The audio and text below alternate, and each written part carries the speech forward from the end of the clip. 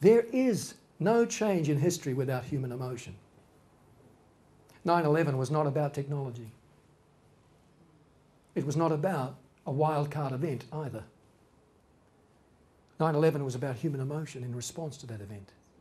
It was human emotion that grounded airliners for months afterwards, that caused architects to have to rethink how they design tall buildings.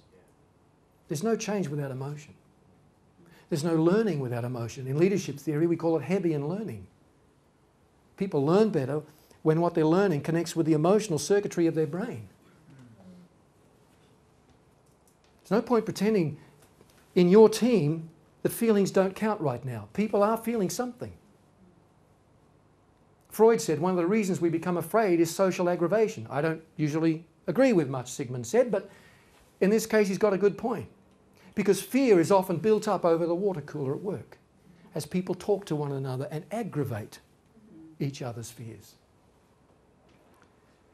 We need to model an alternative use of passion, and we do that, by the way, using something very simple. Some of you already know it well. If you're in management, you know it. It's called the Pareto Principle.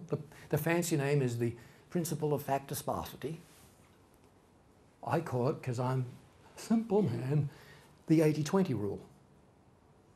Mr. Pareto, back in 1906, discovered that 80% of Italy's land was owned by 20% of its people. That, by the way, is true of just about any nation in the world. But this principle is also true in other areas. Commerce.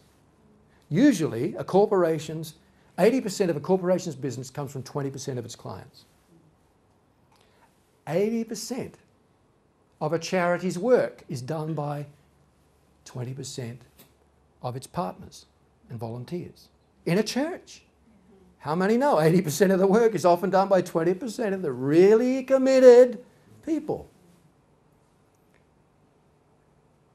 But it applies to us personally as well. Chances are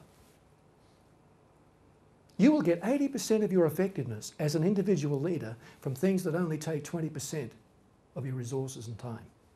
Think about that. Because those are the areas where you are one, most gifted, and because most gifted, most passionate. There are 5 leadership books released in the UK every day. And almost every one of them will have a chapter on balance. Work-life balance, relationship balance.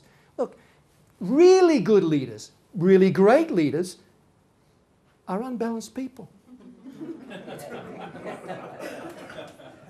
And you're going, thank God he said that. And they know they're unbalanced.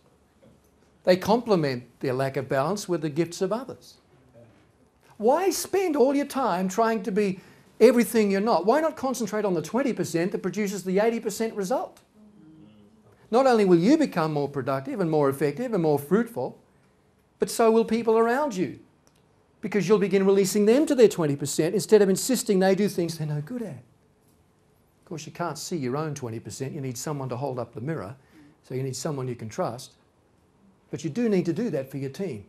Because proactive culture is about passionate leadership.